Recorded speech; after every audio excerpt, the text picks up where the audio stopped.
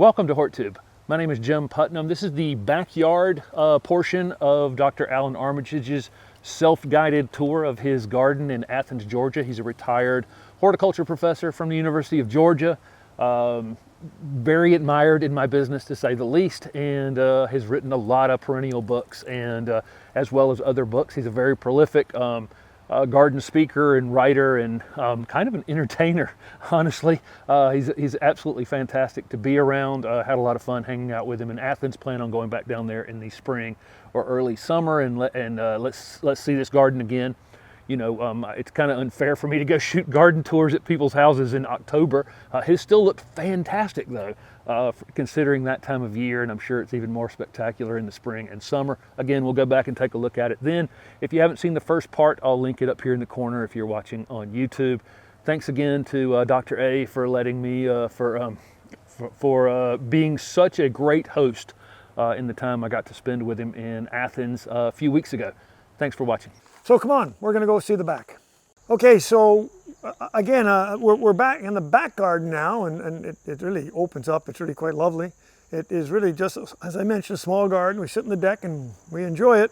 A couple of things. I mentioned this whole growing up thing. I showed you the rose. It's growing up a crepe myrtle. I have in the front, I didn't even show you, I have clematis growing up another tree. But there's all sorts of stuff. You know, this vine, Tricholestemon, is just a grand vine, and it's actually covering my air conditioning unit. It's got enough air, so it's doing just fine, but I don't want to see that thing. So it's pretty simple. And I have another silly vine growing up this. Now, this is a plant you're never going to see unless you write me nicely so I can send you some. This is a Dutchman's pipe. And a Dutchman's pipe with small leaves and small flowers is cool. Who cares? And it has good foliage, and it does its thing, and away we go. But I've also mentioned to you, and anybody who wants to listen, that while the books say keep everything 3 feet apart, 2 feet apart, whatever, so the air go yada yada, heck with that nonsense. Put down your ground covers, put stuff through them, put stuff up.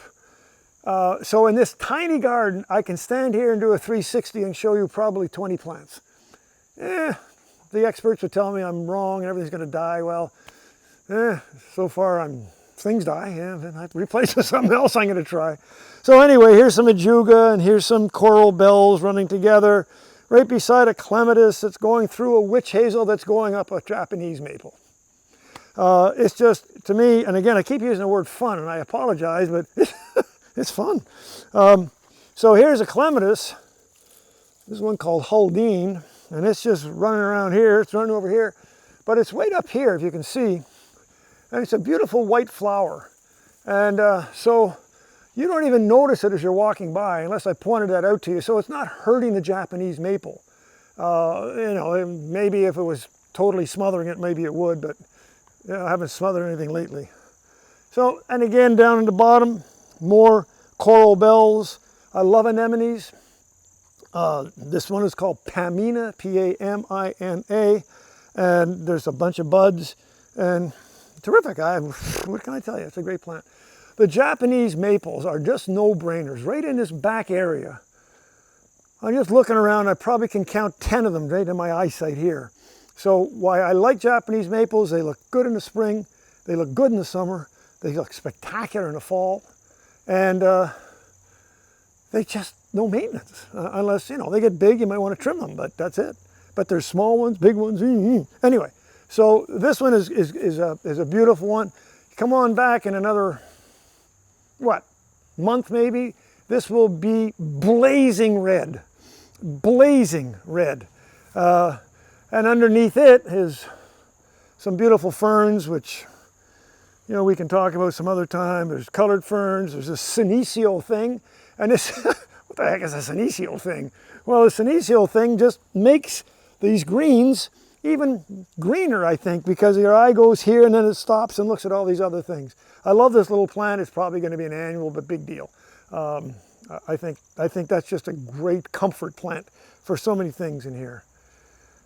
I've already talked about my lilies here, red bud back here. So east, as I says over there, but it's a bit shady, but life goes on. This is a great Japanese maple. This is called emerald lace. Emerald lace. And the laciness is obvious. And look at how it's just growing. And I've done nothing. When my daughters come here, my son hasn't quite got it yet, but when my daughters come here, they say, this is cool. And of course, then I lose a Japanese maple to them, and I got I don't know how many bird feeders I've given away. But anyway, it's I'm happy to share it with them, you, or anybody else, that you can't have too tough a time. Trees, of course, will not go too high, but this is just this wonderful bark on the elm. I just love it. There's one called Allan, it's an elm, and but I love the bark, shag bark if you like, or whatever you want to call it. And I'm all about I'd like to sound really like I knew something instead of about textures, and I like the damn bark. It's really just pretty. And I knew it when I put it in. I didn't know it was going to grow so much. It's like, I don't know, 50 feet tall, and that's in 9-10 years, so be careful. So if you can still hang in with me, I'm babbling to be sure, because I'm about to drink a lot of wine. I want to get through this thing, but but look at this great thing. Now they don't look very good. These canary wing begonias, they don't look very good now because it's October. They're a little long in the tooth. We had a lot of construction going out here recently because we did some work on our deck, and so things got a little beaten up anyway. The water got turned off and the whole bit. But I want to tell you, these show up in this shady area from where we sit over here, and they're just beautiful. So I love them. We've had these, I can put anything in these lovely urn containers, and I often will go with this because it's pretty and it's easy to find. And that's the other thing. Let's find things we can actually purchase.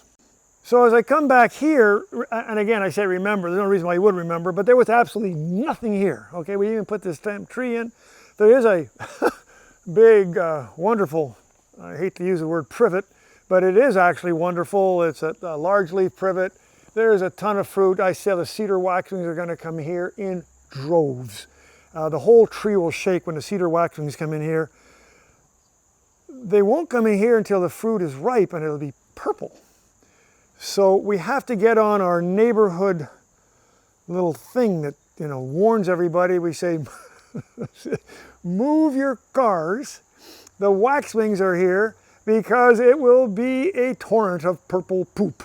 No, that's just the way it is. But I'll put up with the purple poop because they really are fun to watch. They really are. But anyway, regardless, again, Japanese maples that turn really fabulous colors in the spring. These ones are not so folly. Oh, by the way, look back here. You can maybe see them behind my fabulous water system here, a bird bath. Oh, by my bird bath, it has this little cool thing in it, and it actually moves the water. That's kind of neat. But anyway, the back here are the resurrection lily, or naked ladies, or surprise lilies, hurricane lilies, and they just come up wherever. I'm sure I didn't plant them there. My good wife says I should move the bird bath so we can see them. I said, nah, let's let them surprise us even, where they just come up. I think, again, some fabulous plants like agapanthus. When we lived in places like Australia or New Zealand, they use these for the medians of roads because they're so tough. Now, we're just sort of learning about agapanthus, but I just love this thing. It's in a container, so you see I have containers still. I'm just going to let it stay there. Hey, if it makes it, it makes it. If it doesn't, life goes on. But I love it. I love the carex. You just can't. Yeah. So when I'm asked, just give me some plants that just work. Japanese maple, carex, some of those things I showed you out there. And how do I know they work? Because I've probably killed everything else around them. But carex are easy. There's some spectacular ones like Everillo. There's some spectacular ones that have variegated foliage, and others in this garden that they take up space, but they're always handsome. And while I want flowers to come and go, I want foliage to look good. Well, I'm doing everything wrong. I'm sure you know that. It's pretty shady back here, and I got a rose. Well, this is that same rose I showed you in the tunnel. And you can even see it back here. It's still flowering. And it's all, I mean, it was going up this privet. It's going up the Japanese maple. I'm sure it's going to go up the peach eventually. So I know it's in the wrong place, to be sure. But it's working just fine. You might think that's ugly, which many people do. I don't blame you. But, you know, for me, it's just some part of my garden. I got so many bird feeders. This is a squirrel buster because I don't want squirrels eating the food. So I got a ton of cardinals and bluebirds and finches and wrens and whatevers because I like it in the houses. But while the birds are welcome, so are good shrubs. This is a plant called Deutzia. I don't know what the common name for Deutzia is. I guess it's Deutzia. But it's one called Chardonnay pearls. And Chardonnay pearls is so called because the foliage is, what does Chardonnay look like anyway? I'm not even sure. But anyway, it's kind of emeraldy, it's kind of goldeny, but the pearls are the flowers. And they're really white pearl flowers. Again, I can't tell you how beautiful this is because you're seeing it in October, but it's not half bad right now. And there's my little Dutchman's pipe running all over the place. And so why would I mess up my Chardonnay pearls at Dutchman's pipe? Because I can. Because I got it. It's there. I got to put it somewhere. So, I mean, I just, it doesn't bother me as much as it probably bothers others. Here's rebar, 14, 15 feet tall. Some beautiful lilies. These are spectacular lilies called Leslie Woodruff. And, but also the rose is going up and going through the coral bark Japanese maple.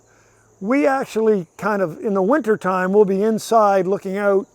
The idea of this house and garden is to bring the two together.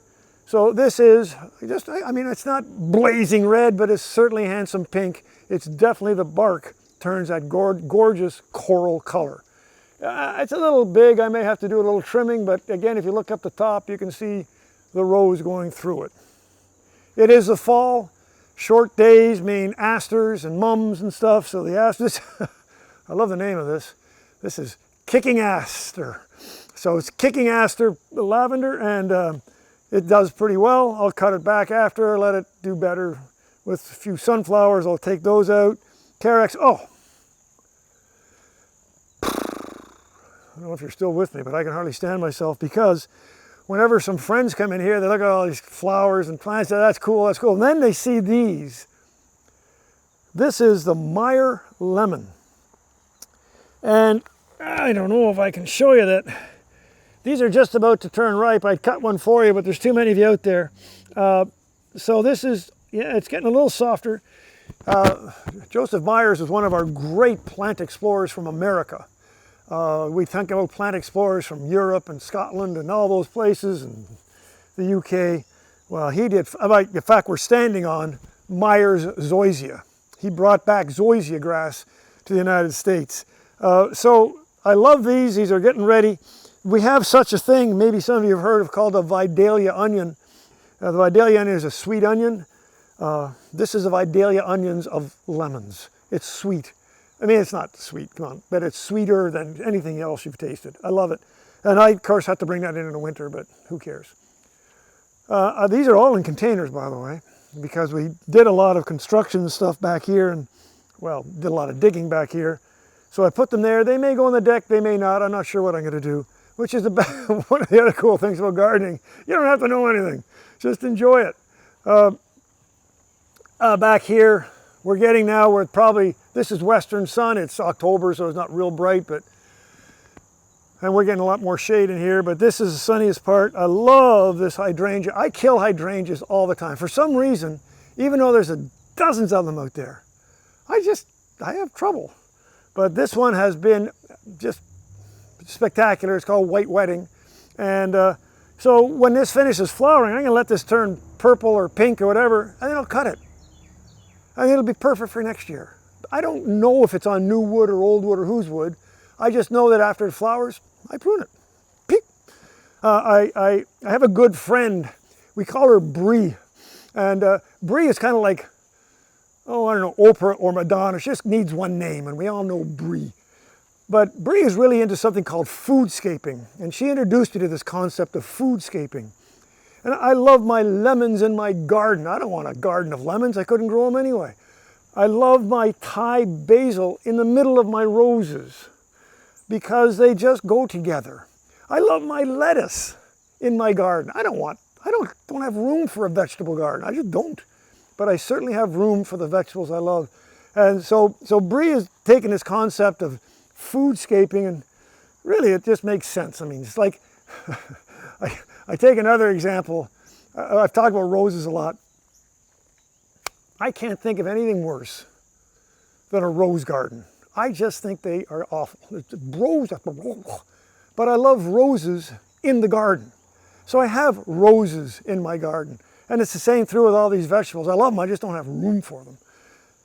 So as we go through here, I've shown you that little ruby thing. It just works. There's just a ton of things right in here. There's, I think, another perennial plant of the year back here called humolo. But it's in there. Over here, you've got Lobelia cardinalis, or the cardinal flower, hummingbird heaven here.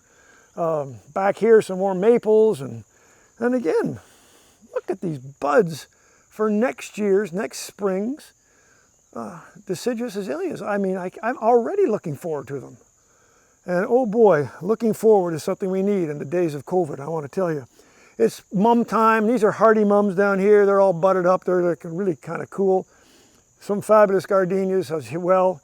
The shorter kind, but they're just hundreds of flowers on these things when they're ready. You know, you might say, oh, geez, this is your garden and you're an expert. That's nonsense. I've killed more plants than you have. And it's not that I try to kill plants. I want to try some new things, but what I also do is I find the plants that work. And I find the plants from good companies that are breeding for my conditions, for example. It's pretty darn hot in the summertime here, but we get winter. And we get beautiful springs and falls. So plants like this, I'm all over. And I do some things with the soil, but that's for another day. And lastly, we'll just, we'll talk about veggies. So I have friends that have 40 tomato plants. Oh, what do you do with 40 tomato plants? I have 2. One in the front and one here, and it's still flowering, believe it or not. And again, thank goodness for rebar. I certainly do take advantage of rebar, don't I? My good wife isn't really onto the rebar yet, but it works, and it is what it is. So I'll just mention a couple things before we finish. I mentioned a rose here. The only roses I want are those that are clean, meaning I'm not going to spray anything anyway, but I don't want to have black spot and mildew. So this one is called Brindabella. It's brand new. I like it very much. It's fragrant. If you give me a clean, fragrant rose, I'll take it to the bank, I guarantee you. So it's too tall, so then I've got this another plant called Brindabella Dawn. It's a pink dwarf form of what I've got over there. I'm hoping it's going to be great. I'm telling you, it's potentially great, but that's what I do. Again, some just plants that I won't say I could never be without, I guess I could, but a plant that I really do enjoy, and this is one called Edgeworthia. And just like, spell it like it sounds, Edgeworthia. And it's a Chinese paper plant. They used to use it for paper products way back when. But the neat thing about this, a whole lot of neat things, the leaves are fabulous. It's a good looking plant. It's now budded up, and these buds will form fragrant yellow flowers here where I am in about February or March, and there'll be no leaves. So it's deciduous, so all I have is flowers. The other really cool thing about this plant, and I gave this to my daughter who got her granddaughter involved. This is one of the few plants that branches into threes. So if you look at it, there's 3 branches here, and my granddaughter, Mary Grace, called it a 3-tree. So we now have a 3-tree in the garden. But there's a ton of stuff I can share with you. I love doing this with you. Please come and visit me when we can. I am in beautiful Athens, Georgia, and you're more than welcome. And anything I have done, whether it's a book or an app or whatever, I'll share it with you, and we'll have a grand old time. So all the best until then.